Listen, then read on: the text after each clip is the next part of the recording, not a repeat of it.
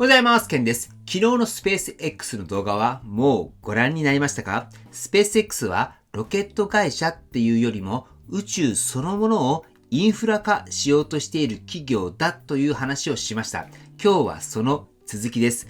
今日はスペース X とテスラが実は同じ方向に向かって動き始めている、その話をしていきたいと思います。別々の会社のように見えますが、見ている設計図はかなり似ています。まず前回の内容を簡単に振り返ります。スペース X はロケット、スターリンク、AI、宇宙データセンターを通じて宇宙インフラを作ろうとしています。輸送、通信、計算、知能、これらを宇宙という環境の中でまとめて抑えにいっているという話でした。では、ここで一つ問いを立てます。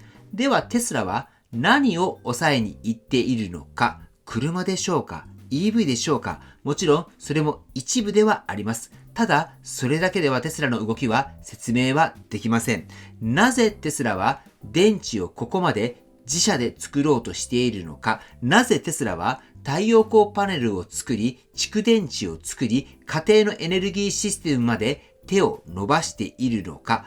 これらを一つずつ見るとバラバラの事業に見えます。ですが、共通点があるんです。それがすべてインフラということになります。スペース X が宇宙インフラを作っているならば、テスラは地上のエネルギーインフラを作っています。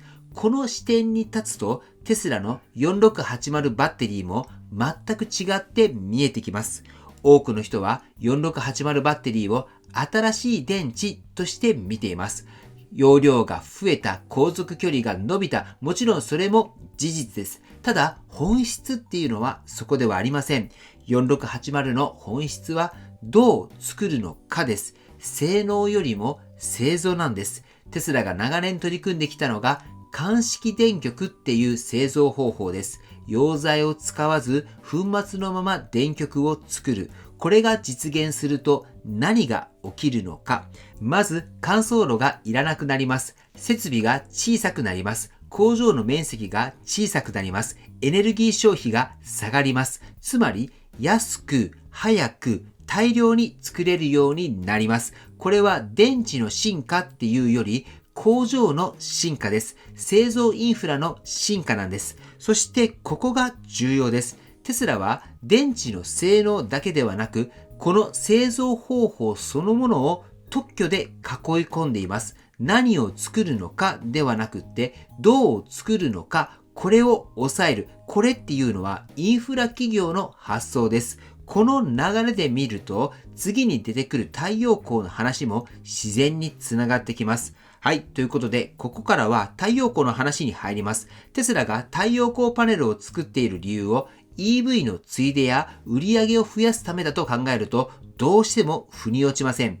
なぜなら、太陽光パネルのビジネスは利益率が高い分野ではないからです。競争も激しい、価格も下がり続ける、普通に考えればわざわざ本腰を入れる分野ではありません。そしてこれまでテスラの太陽光はそこまで話題になることもなく、イーロン・マスクさんの発言っていうのもそこまで多いものではなかったんです。けど、急にこの前の Q4 で太陽光について語り出した。これは一体何かあるんじゃないかなって僕は思ったんですけれども、やはりそこから見えてくるのは昨日のスペース X との関係で、そしてそこでなんでテスラがわざわざ太陽光をやるのか、その理由っていうのがはっきりしてきました。それはエネルギーの入り口、これを抑えるためなんです。テスラは実は車を売りたいのではないんじゃないかなと思っています。エネルギーの流れ、これを作りたくって、それを自社のシステムに取り込みたい。そのために発電から蓄電から消費まで全部つなげに行っているんです。太陽光で発電をする。パワーウォールに貯める、家で使う EV を充電する、これらが一つのアプリ、一つのシステムで管理される。ここで重要なのは便利っていう話ではないんです。電力を買わなくても済む時間を増やすという点になります。どういったことかと言いますと、電力を買わない時間が増えるっていうことは、電気代が下がるということになります。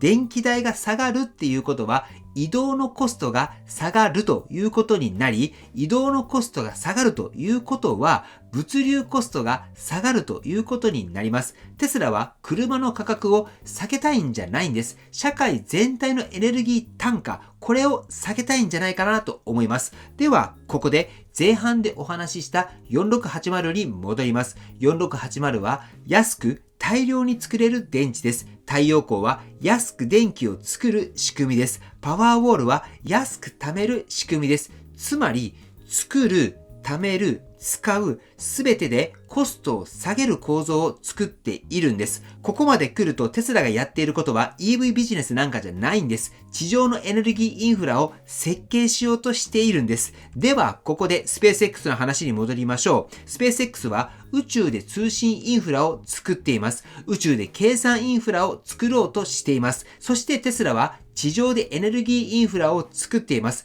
上下で見るとこうなります。上ではスペース X が宇宙インフラ、下ではテスラが地上エネルギーインフラ、別々の会社ですが役割分担された一つの設計図です。イーロンさんがやっているのは車を売ることでもロケットを飛ばすことでもありません。インフラの書き換えなんです。この視点で見ると、これから出てくるニュースの見え方、これがね、大きく変わってきます。電池のニュースも太陽光のニュースもスペース X のニュースも全部一本の線でつながります。スペース X とテスラは今後、ますます連動していくんじゃないかと思います。車の会社、ロケットの会社、そういうラベルではなくって、インフラを作る会社、この言葉が一番しっくりくるんじゃないかなって思いましたけれども、皆さんはどうでしょうか？はい。ということで、昨日はスペース X の現状、そして今日はテスラの現状について、この2社にどんな関係があるのかという視点で解説をしましたが、いかがだったでしょうか？ぜひコメントで皆さんの意見、これを教えてもらえれば嬉しいなと思います。はい。ということで最後にテスラの株価チェックしておきましょう。本日はさらに下げて現在405ドルとなっております。これは久々の会話なのかもしれませんね。はい。ということで本日の内容は以上です。今回の動画が参考になったと思われたら、高評価をよろしくお願いします。僕の YouTube は毎日発信しています。僕の YouTube をご覧になってもらえば、テスラの情報はほとんど網羅すると思いますので、チャンネル登録がまだな方はチャンネル登録の方をよろしくお願いいたします。では、今日もご視聴していただきありがとうございます。テスラのある生活を楽しんでいきましょう。ではまた。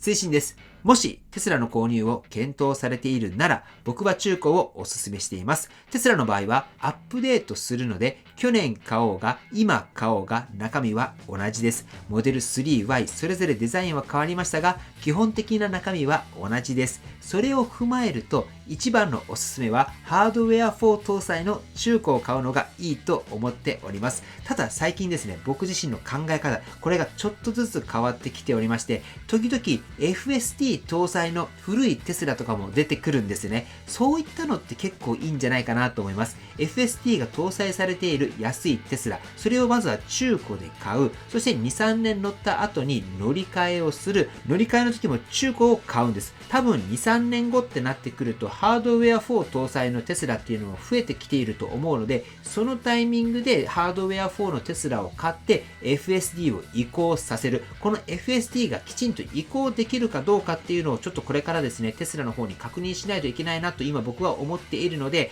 一応ですね、新しくテスラ福岡っていうのがオープンしました。ちょっとそこにね、一回取材に行こうかなと思います。そして FSD が移行できるかどうかっていうのを少しね、聞いてみようかなと思ってはいるんですけれども、もしそれが可能ならば、ハードウェア3の FSD 搭載のテスラを買います。現状では FSD が搭載されてようが搭載されてなかろうが、中古の価格ってあんまり変わらないんですね。なので中古の安い FSD が搭載されたハードウェア3のテスラを買う。そして2、3年それに乗る。そしてそのタイミングでハードウェア4が入っているテスラの中古、これを買って FSD を移行させる。それがね、結構ね、安く済むんじゃないかなと僕は考えております。なので今は僕もですね、安いテスラでさらに FSD 搭載のテスラ、これが出るのを待っているというところでございます。今後テスラっていうのはどんどん進化していくわけなんですよ。ハードウェア4の次は AI5、そして AI6 と来るわけなんです。そしてそういったことを踏まえると、最新のテスラで楽しみたいなって思う場合は、中古でどんどん買っていくっていうのが僕は今いいんじゃないかなって考えております。なので僕ももう一台ね、テスラ欲しいなと思っているので、少しね、戦略を考えてやっていこうかなと思います。はい、ということで、中古のテスラ、こちら興味のある方は、概要欄に中古のテスラの LINE、こちら用意しておりますので、ぜひね、登録されてください。そして月に1回、こちらに関しては勉強会っていうのもしていますので、そこでね、いろいろと中古テスラに関して情報交換できたらいいなと思っていますので、ぜひね、勉強会の方にも来られてみてください。はい、ということで本日も最後までご視聴していただきありがとうございます。素敵な一日をお過ごしください。ではまた。